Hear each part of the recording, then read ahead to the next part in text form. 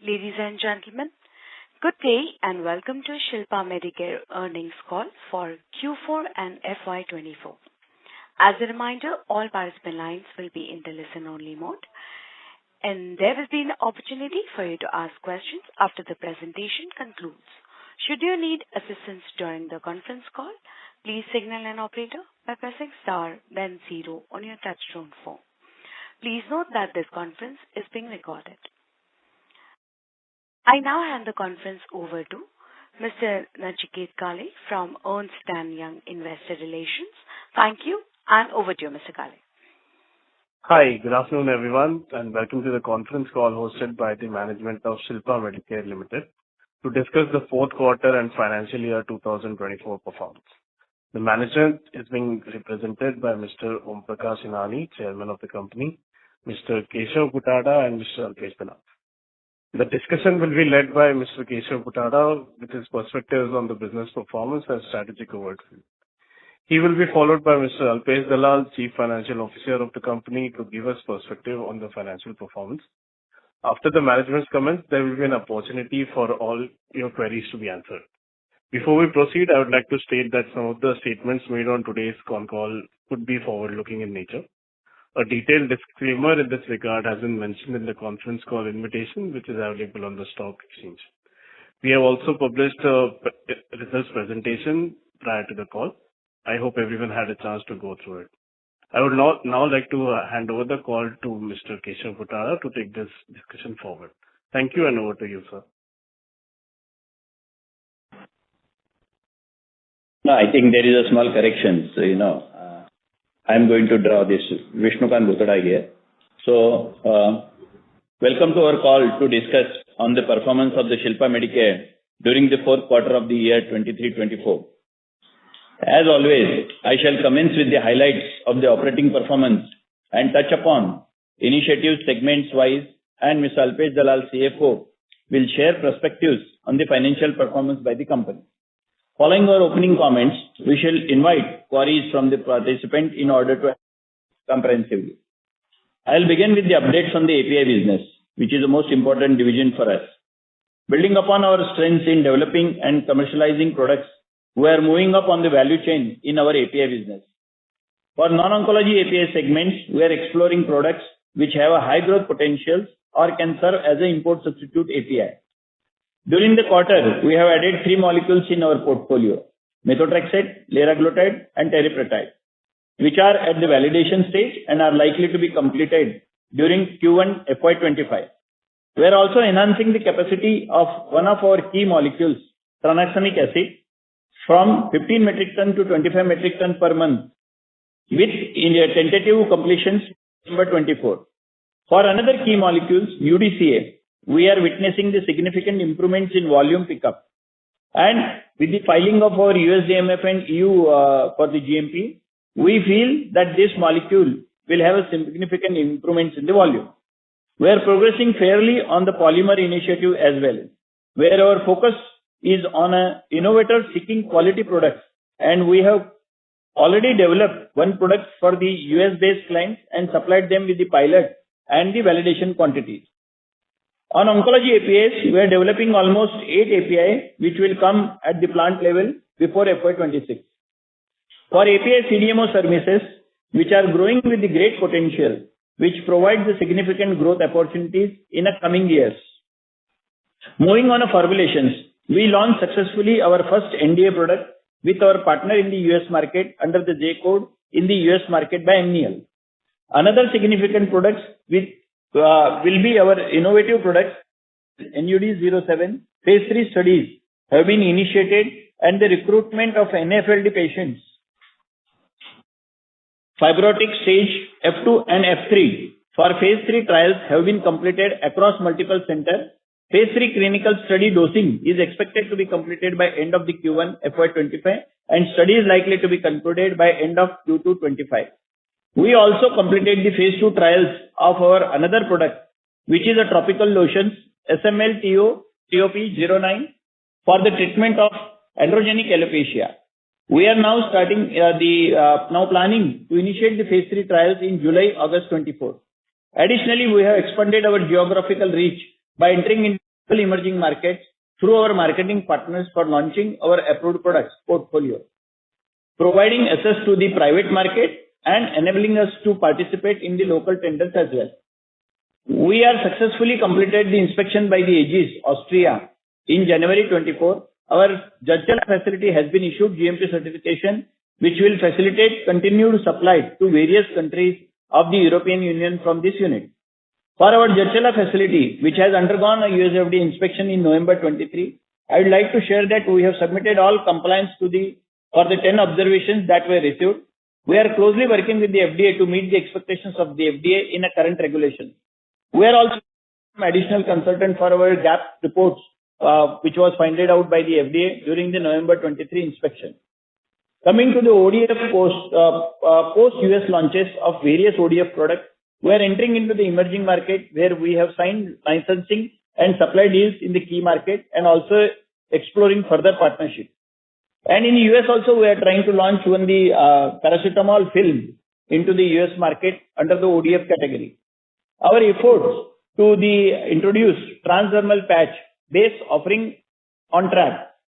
We have partnered for the rotigotine, which is the most complex product in Europe and the emerging market. Clinical studies completed for the EU market and skin irritation studies completed on the Indian subject and ongoing at abroad. Plan to complete in Q2 FY'25, followed by the filing in EU and emerging market. Apart from this, we have partnered another 2 products for EU and emerging market. Rotigotine we are planning to take to the US market also, which is used in Parkinson's diseases.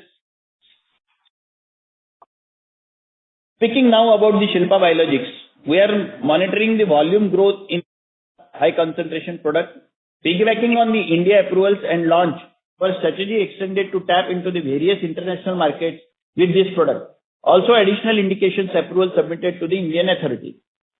For our NB recombinant albumin, the phase 1 studies have been completed and we are working for the submitting the data to the CDSO for pathway further phase 3 pathway.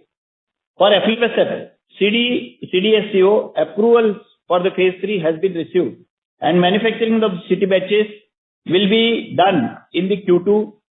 Additionally, our first biologic CDMO project for microbial fermentation has been moved to the second level and we have signed the further 1 more CDMO project in the biologics. To conclude, we are working towards entering into the various markets and also having innovative products along with the regular generics. I thus draw my opinion and remarks to a close and urge Alpesh, our CFO, to continue these discussions with his comments on the financial performance. Thank you. Thank you all. Yeah, thank you very much, sir, and good afternoon, everybody. I'll now provide the financial highlights for the fourth quarter and full year ended 31st March 2024. From a revenue perspective, we reported a steady quarter with consolidated revenues of rupees 294 crore, registering a growth of 11% year-on-year and with an EBITDA of 72.5 crores as compared to 68 crores in the last quarter and 40 crores during the same quarter in the last year.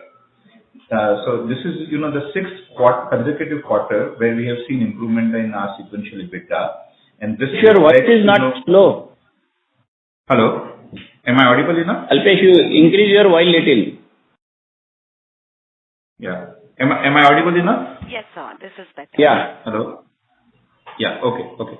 So I was saying that this is the 6th consecutive quarter where we have seen improvement in our sequential EBITDA, thus reflecting improved business mix and continuous endeavor to rationalize our costs and increase our operational efficiency, right? And this enhanced EBITDA has also translated into an improved profit after tax with quarterly PAT of 24.5 crores as compared to 4 crores during the previous quarter, and that's against a loss of 8.1 crore during Q4 of last year. Right. Now I'll quickly take you through some financial highlights for the full year of FY'24, where our revenues for the period stood at 1160 crores, reflecting an increase of 9% compared to FY'23, and EBITDA was at 252.5 crores, registering a growth of 111% over the previous year. So previous year our EBITDA was at about 120 crores, and this is more than doubling of EBITDA there.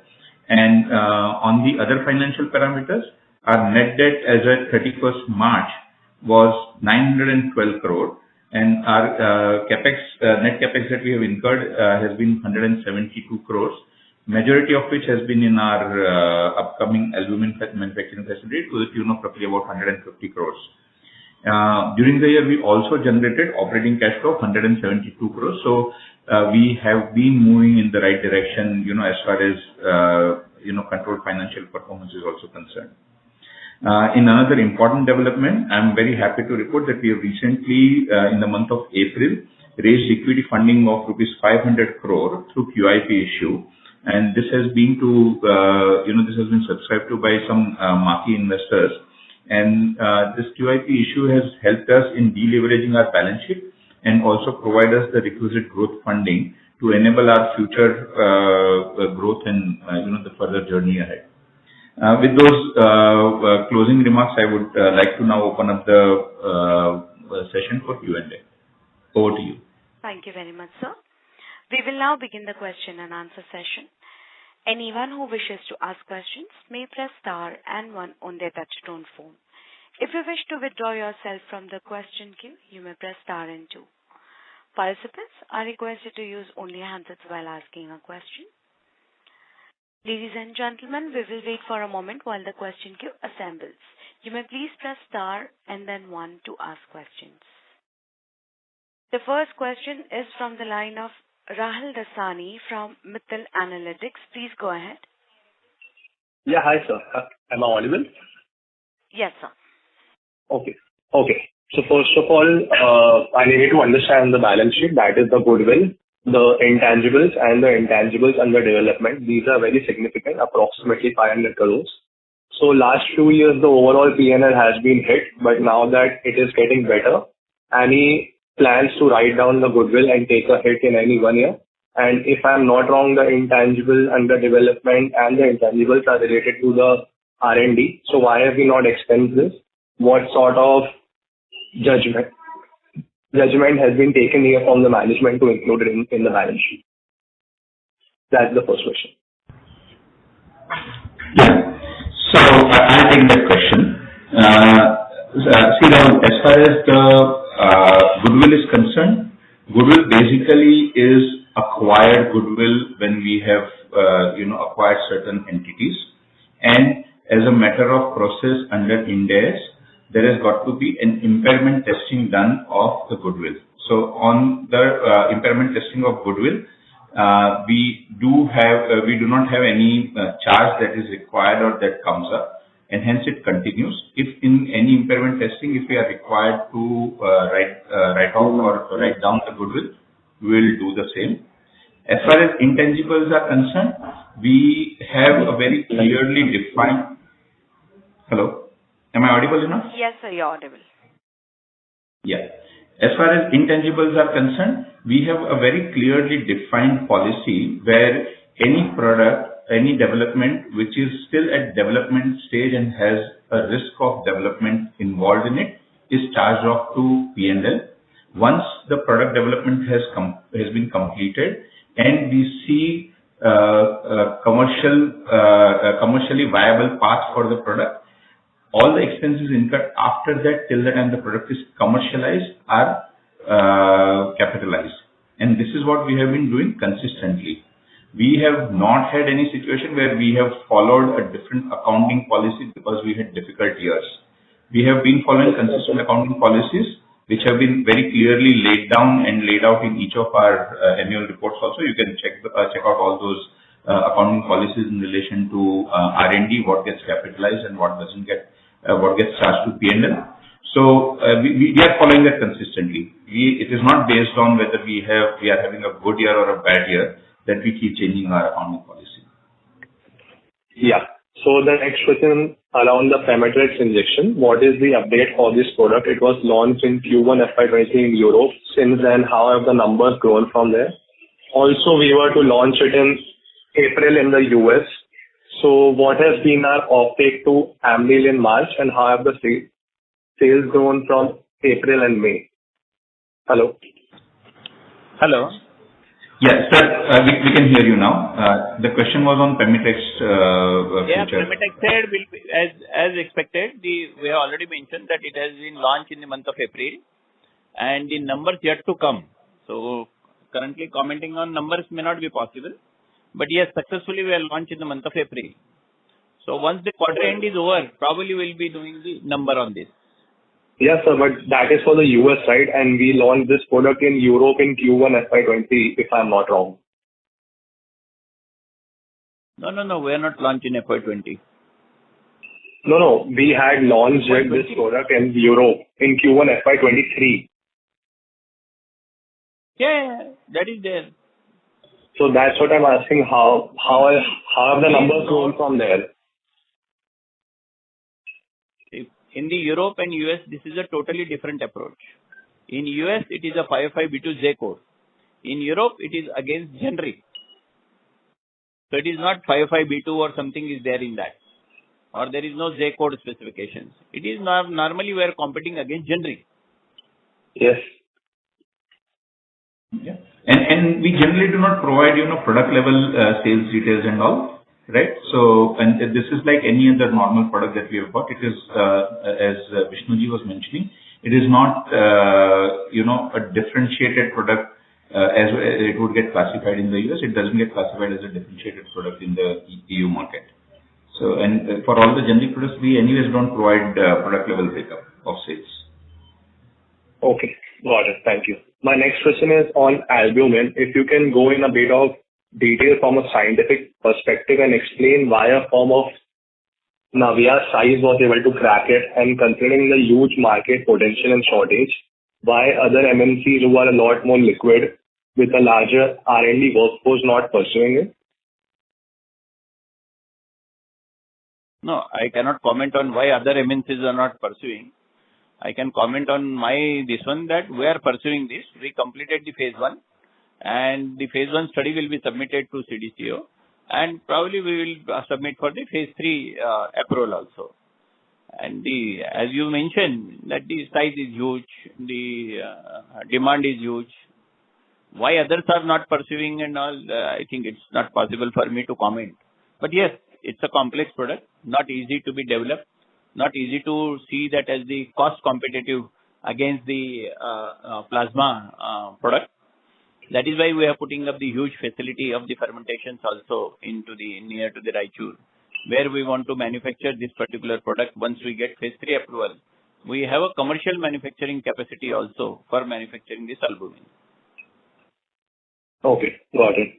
Secondly, we have to register the DMF for the excipient grade and start selling it this year. So what's the capacity we have for the excipient grade? And since the plant is to start by July or August, can we expect increased excipient grade sales, or will we only utilize the plant once the pharma grade is approved? I think on a excipient grade, we are submitting the DMF for sure. But submitting the DMF doesn't mean that immediately the sales will start. People will use our excipient grade albumin in their formulation, put it for the stability, because albumin itself is not a drug, means it will not be used in excipient. They will use in various formulations. That formulation, then in that also phase 1, phase 3. So it's a long-term process. It is not that immediately the sales revenue will come on that.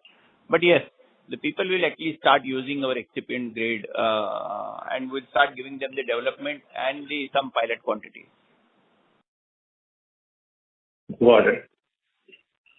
The next question is on adalimumab. This year we Rahul, sorry, but you will have to allow others to come and ask questions. Sure, no problem, not a problem. I'll get back. Thank you, sir. We will move on to the next question, which is from the line of Vishal Manchanda from Systematics. Please go ahead. Thanks for the opportunity. Sir, on albumin, could you kind of share some color on what could be the price differential between a recombinant one and a blood-derived one? The price difference currently setting is difficult because in a various market, the excipient grade and the therapeutic grade has a various pricing. Of course, excipient grade has a much more value than the therapeutic grade. But in US, Europe, even therapeutic grades, in India, therapeutic grades, in ROW market, therapeutic grades has a different pricing.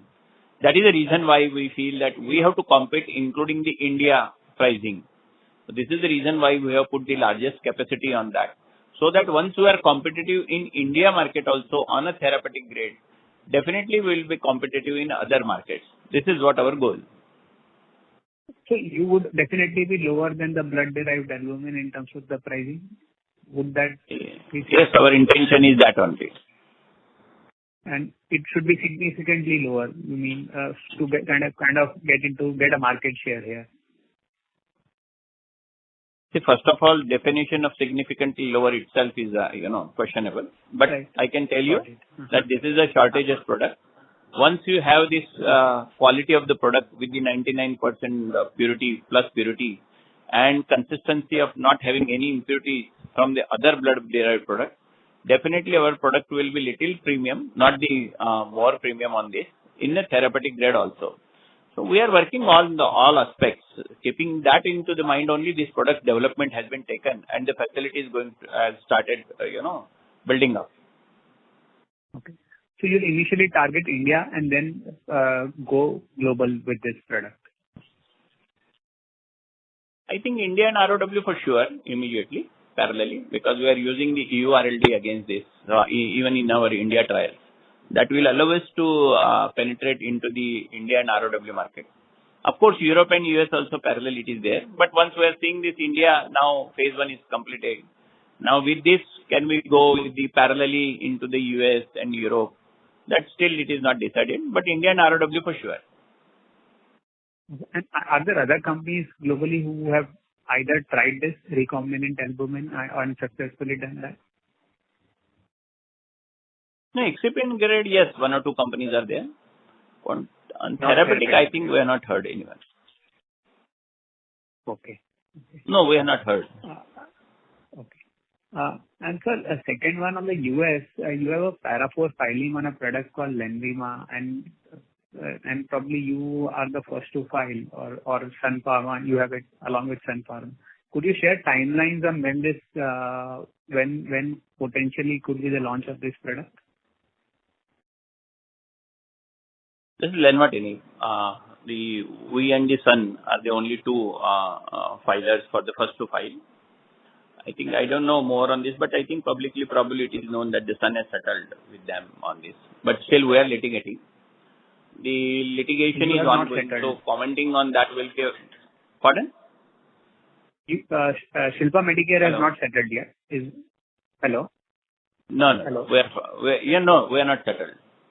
So I think we are still continuing and we fairly feel that we are non-infringing. So that still litigations are going on, and commenting on that on a litigation will be very difficult for me today on this. But yes, answering your specific questions, the litigation is ongoing. So what time they launch, when it will happen, still, it is very difficult to comment on that. Understood. And just one final one, would you be able to share what would be your total investment on the gross block on the biologics front, excluding albumin, just on the other biosimilars like adalimumab and others? Alpesh. Yeah. On biologics front, our total gross block for our biologics is, I'll tell you the exact number. It's just a second. About 450 crores. Understood. Any asset turnover that you would want to guide in? Sorry to interrupt. I would request you to kindly rejoin the queue for follow-up questions, as we have others who are waiting for their turn. Sure. Thank you. Thank you so much, sir. Thank you. Ladies and gentlemen, you may please press star and then 1 to ask questions. The next question is from the line of Aditya Sen from Robo Capital. Please go ahead. Mr. Sen, I have unmuted your line. Kindly proceed. Hi, am I audible now? Yes, sir, you're audible. Please proceed. Thank you for the opportunity. So we have got few products such as the Flibercept, albumin, and adalimumab in the line, and we believe they are of huge market size. So once we decide the products, do we have any aspirational market share in our mind while proceeding with the product that we want to achieve?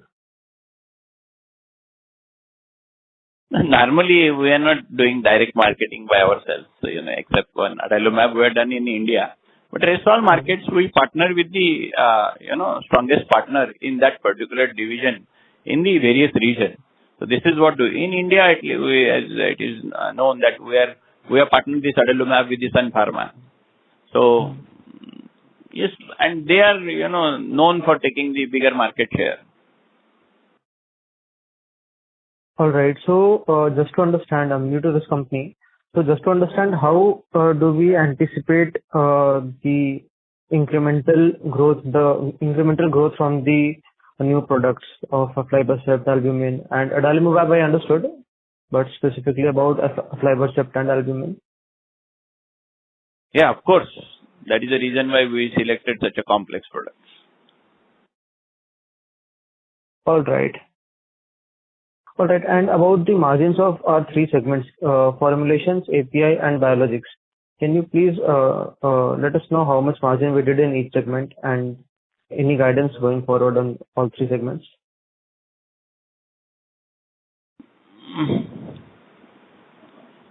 Alpesh? Yeah. So basically, we generally don't provide segment level margin per se, but if you look at our standalone business, which is our formulation business, right, you can get an idea about the margins over there, right, for our standalone business. And for our API business, we are typically operating at an EBITDA margin of about 25% to 27%. I cannot give you the exact numbers over there, but that's the range in which we operate. Yeah. All right. And for biologics? And I think guidance we are not providing. Guidance we are not providing, but this is the general thing. Yeah, and the last one, the biologics margin, if you can. Yeah, but biologics basically, it's at an initial stage. So, there are not the entire costs get absorbed, operationally, in a full-fledged operation. So at this stage, it may not be appropriate to look at the margin profile of biologics separately. All right, understood. Thank you. Yeah. Thank you. The next question is from the line of Krishna Kansara, an individual investor. Please go ahead. Hello. Yes, ma'am. Please proceed. Yeah. First of all, congratulations on a good set of numbers. My first question is on the QIP money that we have raised, around 500 crores.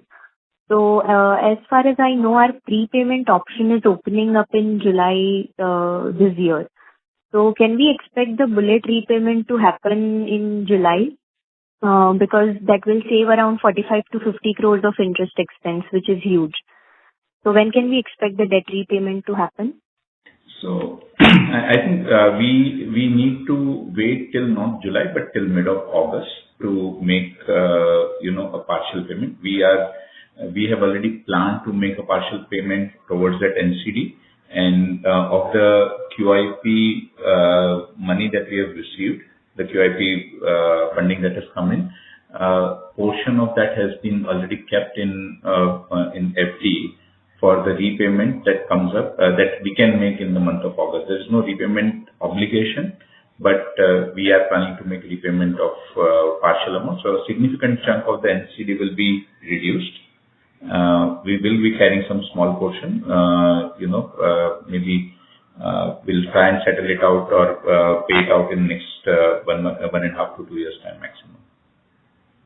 Okay, so majority will be repaid in August. Yes. Okay. And sir, another question is on the import alert. So, how long will USFDA take to issue the compliance certificate? I'm asking this because majority of our delta in, let's say, next 1 or 2 years is expected to come from formulation segment. So, do you think that any risk could arise in future because of this? Of course, we have completed all the remediation expenses, but when will the final notification from USFDA is expected to come? Commenting on the final when they will give it is very difficult. But yes, we are working now. We are at the stage where we are almost trying to complete this all, whatever their expectations are there. So that much I can tell you. And the risk mitigations and the delta, what we are thinking for the US, see, like Premitech said, we are launched from the other side. Another product we filed 552 for the bortezomib. That also probably we have already shifted and the review is going on. That is from other sides. The another products, whatever we are doing. Pardon? No, sir, continue. Yeah. So any products which we feel has a risk mitigation, we already have two sites. So whatever the largest chunk of our products which are like a 552 or very complex, we are parallelly keeping one more site also. So that is the reason why I don't think that any such risk we are carrying for this our future growth. Correct. So, sir, for P-Matrix, we are using our own site, or are we using some other company's site on contract manufacturing basis? It's a CDMO site, another site we are using. Okay. And sir, another question on formulations. So, what kind of products have we already developed in this segment, which we, plan to monetize over a period of next 1-2 years?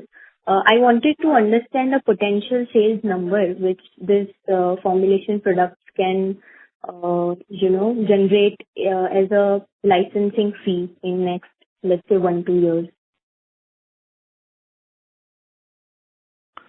Our policy is there to develop the complex products. So the licensing revenue will come always. It will be there every year. That is the reason why you are seeing that there is a licensing revenue. Until and unless somebody sees the potential of this molecule, nobody is going to give you licensing fees.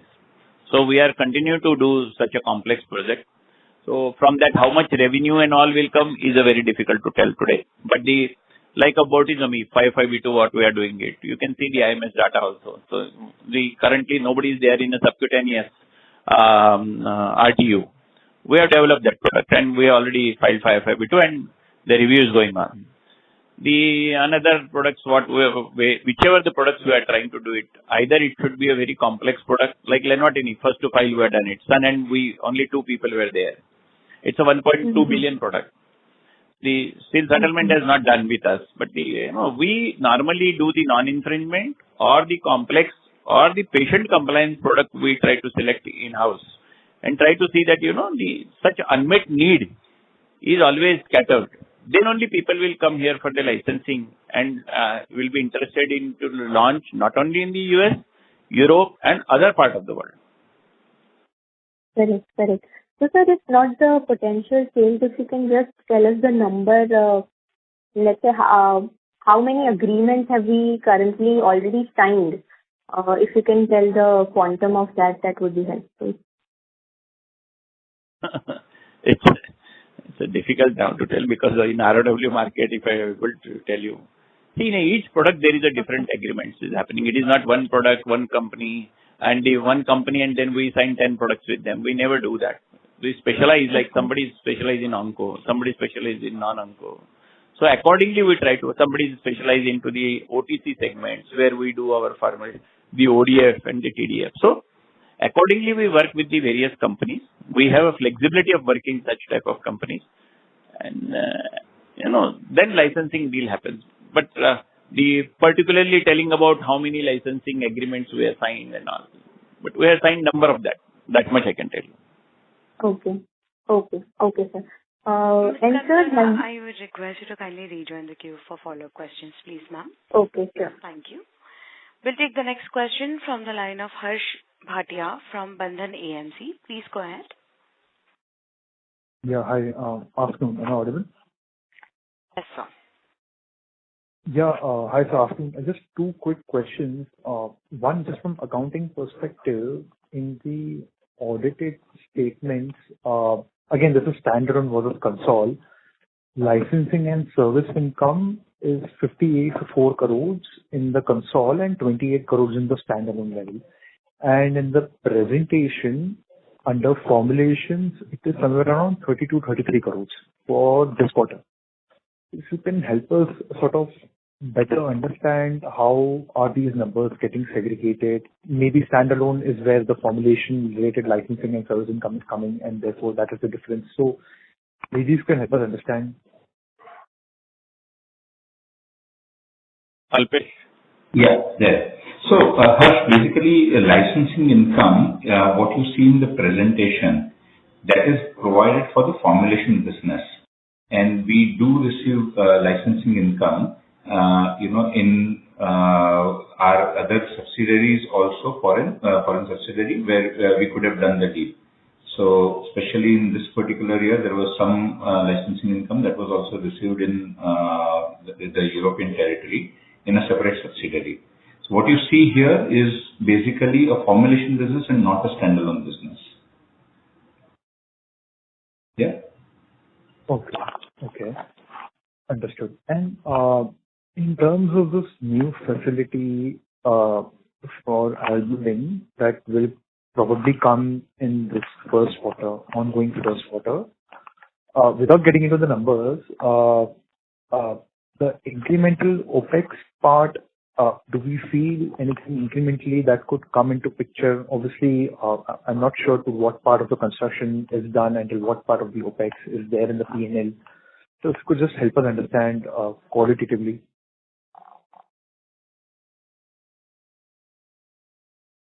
See, we completed almost we completed almost all construction and the majority of the equipment at place. That is why we are starting probably next quarter we'll start the trial batches. So the majority OpEx probably will be CapEx will be completed by the next quarter. So another maybe 50 crores additionally we may have to spend it. So this is what I can tell you. And manpower cost is yet to come into picture. That will automatically come, no? Once we complete this and once we start the commercial production, that only it will be there more. But otherwise, it will be, less on the initial days. That is why we have not provided any guidance. We are saying that the next year, after the next year March only, we should be able to get some revenue from this particular site. Till then, the stabilization, some of the batches, the exhibit batches we need to complete, that all work will be completed in this current financial year.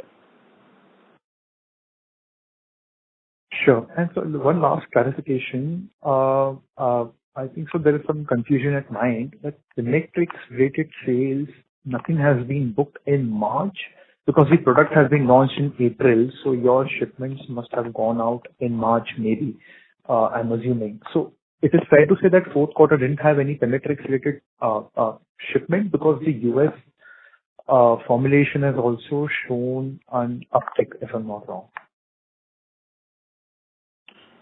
Yes, you are correct. We have shipped this material in the month of March to the US. But please note that we are here giving on a transfer price to our US partner. There is a profit share arrangements once the sales starts. There is a substantial profit share arrangements. So manufacturing is both. Just to add on, just to add on, initial supplies related, the initial orders which were there have been shipped and have been booked in our US sales for Q4. That's where you see the uptick also over there. And as Vishnuji was mentioning, that once we have the entire reconciliation done for the profits that are generated during the quarter, then the profit share related portion will get booked at that point in time.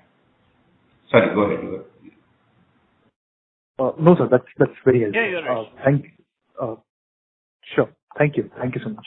Thank you. The next question is from the line of Dheeresh Pathak from White Capital. Please go ahead. Yeah, hi sir. Thank you. I'm listening to the slide 12. You talked about. I'm sorry to interrupt. Your audio is not that clear. I would request you to kindly use your handset. I am using the handset. Is it better now, ma'am? No, sir. Hello? It's muffled, sir. Is this better? I'm speaking at the top of my voice now. Yes, Is it sir. better? This is much better. Thank you. Okay. Thank you so much. Sorry about that. The slide 12, sir, you're talking about the third peptide molecule. So can you just explain, the assets that you have here? This is, I'm assuming, for US DMF filing. Is that correct? And which are the other tools you can talk about and whether they've been filed in the US or not? Which for the peptide you are talking? Yeah, you mentioned slide 12 mentions liraglutide, right? It is our third peptide molecule trial that has successfully completed, meeting the Yeah, correct. Yeah. So this It's a we are going liraglutide. to file. So we are going to file this already filed in the. This is US. I'm more interested in US DMS filing. So have we filed there, and the other two have we filed there as well? And which are those other two you can explain? No, liraglutide still were not filed in the US. We completed this batches, and probably with the stability data, we'll file now to the US. Of course, our intentions are there to complete this validations and all. Our intention was there to file globally, including USA. The another two molecules are still, already earlier are there, but we are trying to take this semaglutide and the trizapeptide also in the future. Okay, so this is our first GLP-1. The other two will be non-GLP-1. The other two peptides. Okay. Yeah, both GLP only. No, so you're saying sema and tirzepatide that you will file now. Lira, you already completing the studies. No, we are not filed. Please, we are SEMA and this, we are still under development. Correct. Only Lira will be filed. Okay. So it says our third peptide molecule, you referring to all the three GLPs or you talking about some other non-GLP peptide molecules and you're referring to Lira as third? No, another two is non-GLP. Non-GLP-1. Okay, understood. All right. Okay, and this type 4 DMF filing for albumin, that you will do once the commercial plant is ready, from there you will take stability batches or you will file from the current capacity? For the API or formulation? For albumin, type 4 excipient grade DMF filing, that you will do once the plant is ready, commercial plant is ready, there you will file or you will file from the existing capacity, the type 4 DMF for albumin? No, we'll file from both sides. From both sides. Okay. We'll add both sides. All right. Understood. Okay. Thank you. Thank you. The next question is from the line of Sanjay Kumar from iThought PMS. Please go ahead. Hi, sir. First on Pemetrexed injection. What is the agreement with Amneal, if you could share? Do we get some kind of royalty or is it cost plus some profit share? Agreement cannot be disclosed on this, but I think you are right that there is a cost plus there is a profit share. Okay. And second, just to follow up to the previous question, so you mentioned semaglutide and tirzepatide. When can we launch? Any timelines for all three GLP-1s, Lira, Sema, and Tirzep? No, Lira we are completing the exhibit batches. Sema and this Treza is under development. Maybe another 1.5 year minimum it will take. Okay. And then on albumin, why are we not focusing on developed markets parallelly? And why limit ourselves to India and ROW? I have not said that we are not focusing on the developed market. We are definitely doing that. That is the reason why we are completing the study with the EU RLD. That means including Europe we are completing it. Once we see the results of the EU and the other, this one, then we'll parallelly work on the US. Got it. And final on the fermentation CDMO. Any special technology about this fermentation and how big can this segment be in the next few years for us? Is it very niche technology? As you know, now the world is moving to the clean technology. So the demand for especially on the fermentation is very high. And current situation of the China, because of the we see that fiasco, now the majority of peoples are moving to the other than the China to have the CDMO work to be done. So and the size of the fermentation facility what we have put it, probably very few companies in the India has such type of the capabilities into the GMP environment. So the answering your specific question that yes, there is a huge opportunity for the CDMO. We are working into like a microbial facility, which is the demand for the enzymes and other products also, and the food grade or including the albumin. All these things can be done in our facility. So it's a multi-purpose plant, and we see that there is a serious interest in the large size plant. How big can this segment be, sir? I think you mentioned 6 crores in the last call for the phase 2 of the Korean order. But how big can the segment be in the next few years? And if you could talk about the US order also, that would be very helpful. No. 6 crore is from biologics, I think. It's not that something from the albumin plant. That is from our biologics facility from the Dharwad. Okay. Not from this facility. Okay, and this facility yet to start. Pardon? Any size you could call out for, let's say, how big can this segment be for us in the next few years? Size can be very huge, that much I can tell you, but the commenting on number will be difficult. But the size is much bigger when we have put around 230 KL fermentation facility. So, and with the albumin is going, current prices of albumin you can calculate, and accordingly, you can judge. Got it. Thank you, sir. That's it from my side. Thank you. Ladies and gentlemen, kindly limit your questions to 1 or 2 per participant. Should you have a follow-up question, please rejoin the queue. Thank you. The next question is from the line of Tushar Bora from MK Ventures. Please go ahead. Yeah, thanks for the opportunity. Sir, the first question is on albumin. Can you just confirm by when will we be able to file the excipient grade DMF in albumin? Do we expect to do this in the next month or couple of months? Yeah, I think this quarter end or early next quarter. Okay. So latest by Q2 of this financial year, we should be able to file. There is no dependency on this new facility starting for albumin for this DMF filing, right? Not at all. Okay. Second, sir, just picking up from the previous participant's question on CDMO. Is it fair to assume that we can do more than 1x of the gross block at the biologics plant between our own products as well as CDMO in terms of revenue on a full-scale utilization basis? No, biologics, there are which biologics you are talking? There is one Shilpa Biologics and Shilpa Biocare. Biocare is where we are trying to put the large commercial scale facility for the fermentation on the albumin. And biologics is like adalimumab, aflibercept, and of course the CDMO project. Which one you are talking? So I'm looking for the biologics for the mammalian facility. Current the commercialized for adalimumab and all facility. Is it correct? Yeah. Yeah. Once we start working on to the probably comment number will be difficult, but yes, it should happen because once we are doing this adalimumab, aflibercept, and then the CDMO work, what we are trying to put it. Plus, we have a facility for CDMO especially for the, as I mentioned, microbial to the mammalian, plus clone development to the fill finish.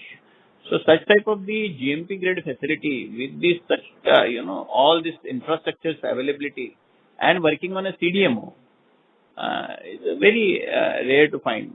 So, I think we are getting quite good interest. We have, as I mentioned in our presentation also, we successfully completed one NC for the Korean client. Now they are given the second, in that next stage they have given it to us.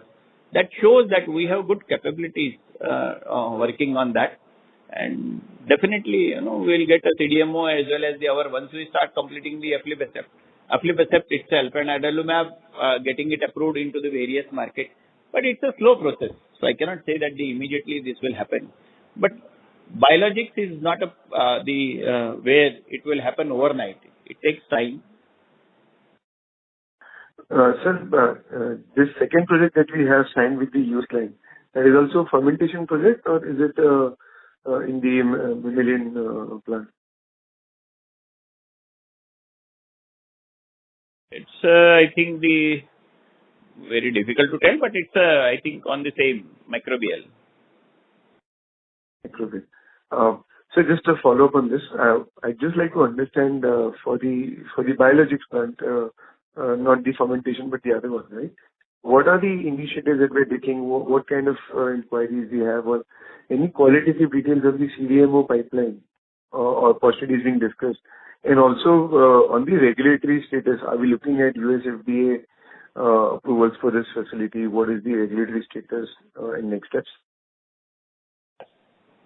So currently, we are not working on to the US for sure. So we are trying to see that the Europe and the ROW market, including the Anvisa and the big countries, European approvals. So that we are going to trigger it.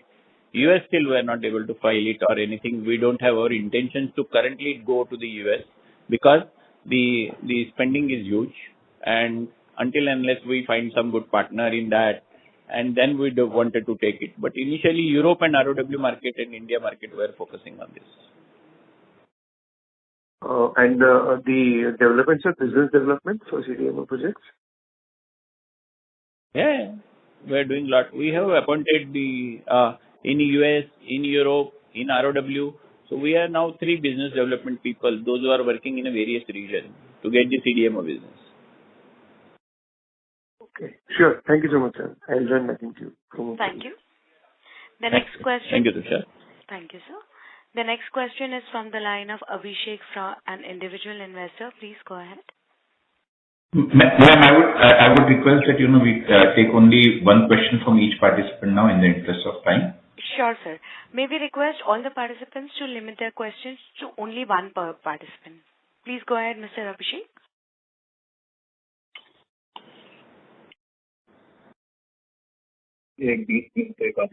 Abhishek, sir, can you please proceed with your question? As the current participant is not answering, we will move on to the next question, which is from the line of Prashant Kumar Hazariwala, an individual investor. Please go ahead. Hi, congratulations for a good set of numbers. So my question, we are doing.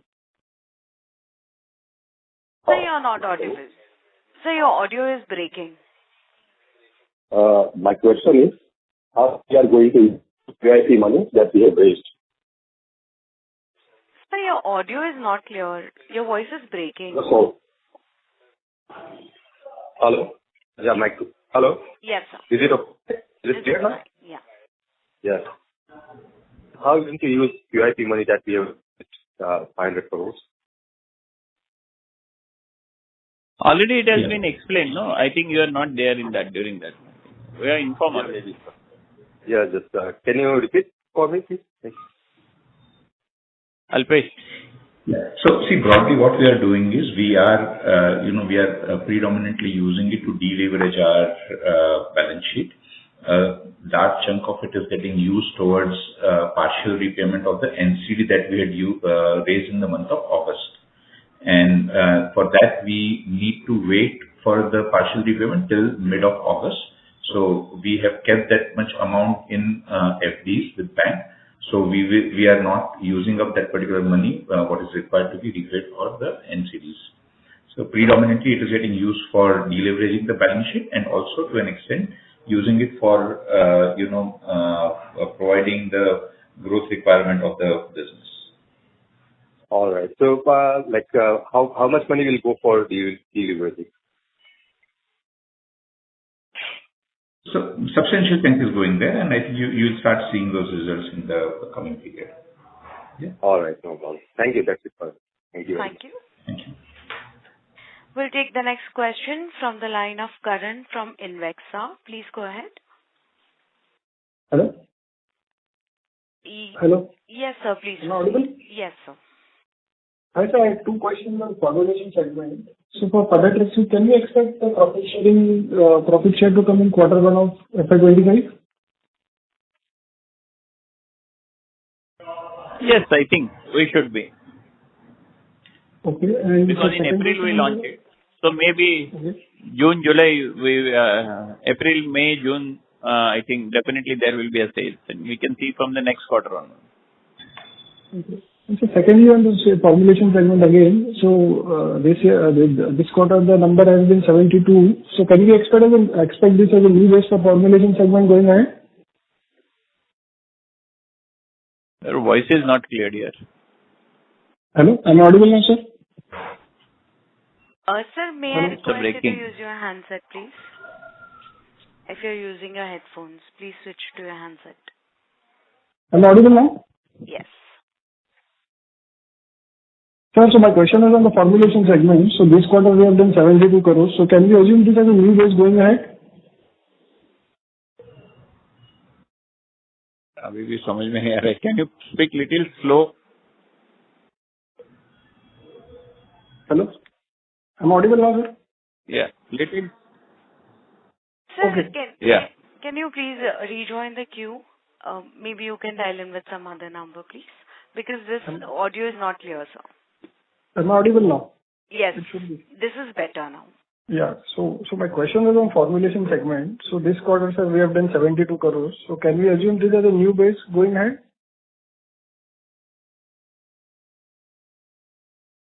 Yeah, you can assume. Okay. And so lastly, on the overall EBITDA, so can we assume the EBITDA margins and the absolute EBITDA to grow from the base which we have set this quarter? Alpesh. So, see, basically, we are, as I had mentioned earlier, that we are constantly working at improving, the overall business mix, business quality, plus working on various other aspects of cost optimization and all.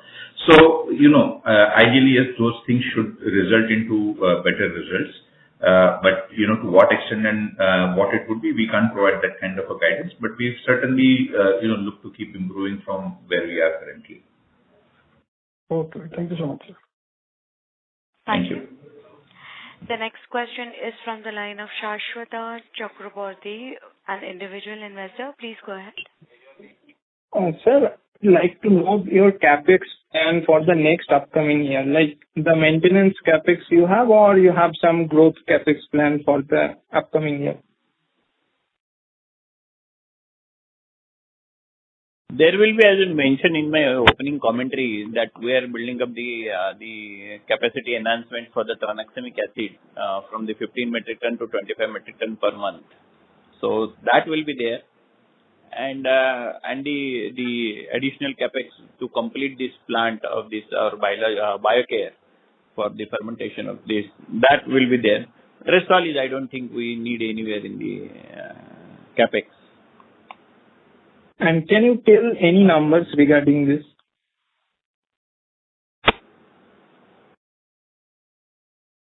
How much money you are going to invest in particular amount?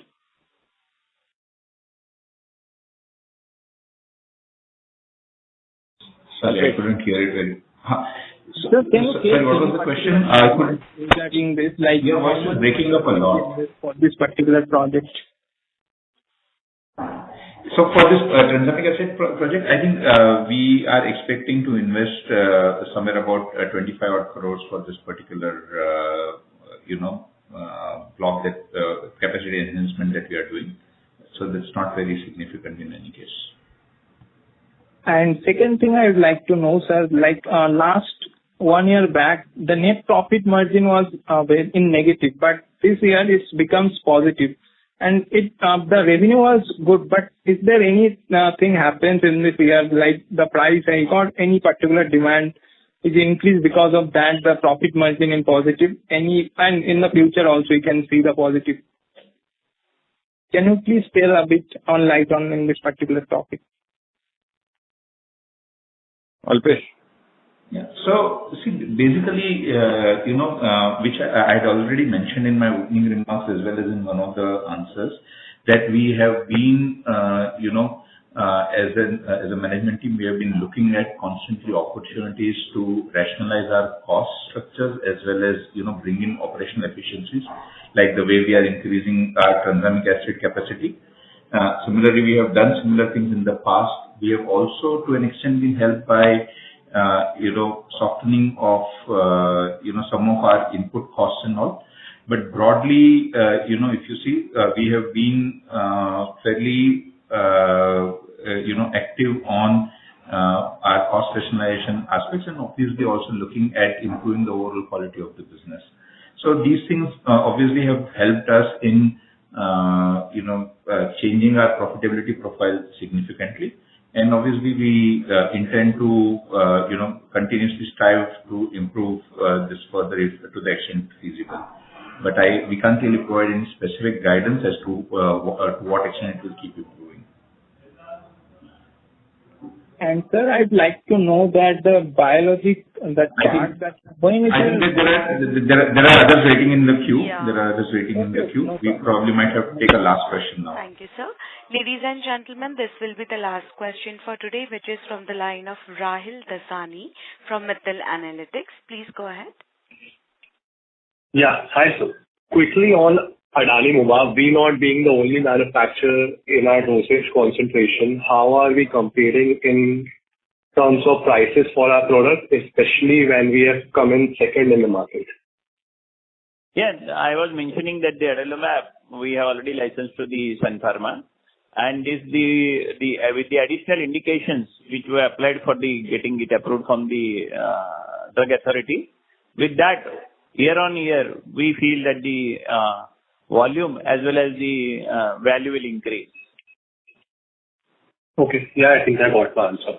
On licensing, I wanted a very simple understanding. For example, a milestone would be 100 crores or maybe 100 tons. Then you get a payment from the licensee. Then at 150, you get the next payment and going on. But if the partners don't scale up from 100 to 150, then what happens? Do your agreements have something built in around timelines and product offtake? Or how is it? Answering specific will be difficult, but I think we have taken enough precautions to see that, licensing revenue comes to us. But if there is a failure from either side, we have to look that this is not only from their side. Sometimes in a licensing revenue, we have to see from our side also. So we take enough precautions while doing the licensing agreement, that the importance is not getting the more licensing fees. Importance is getting the licensing fees at this stage, and then the, increasing the ultimate sales is more important in this.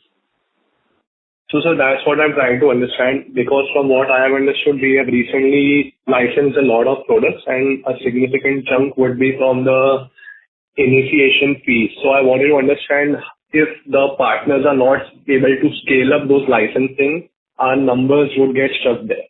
So if you can explain how will the partners be able to scale or something around it? See, first of all, it's depend from the product to product. So no product is mentioned that the licensing revenue from this, which initiation or the initiation will happen, but you have to see that whether that already developed or we filed or it is ready for the, launch. It's a various product has a various, aspect in this. So now we are not licensing at the very initial stage. We are licensing at the stage where we feel that the confident that this is in a 1 year to 2 years down the line, the product should get launched. Okay, got it. And how many products have we licensed till now? No, answering number will be difficult, but we have done quite number of products. Okay, got it. That would be all for me. Thank you. Thank you. Ladies and gentlemen, as that was the last question for today, I would now like to hand the conference over to Mr. Nachiket Kale for closing comments. Over to you. Hi, thanks everyone for joining the call. I would also like to thank the management for taking time out of their schedule and answering all the queries. EYIR is the investor relations advisor to Shilpa Medicare. For any queries, please feel free to connect with us. Thank you, everyone. Thank you, sir. Thank you, members of the management. Ladies and gentlemen, on behalf of Shilpa Medicare, that concludes this conference. We thank you for joining us, and you may now disconnect your lines. Thank you.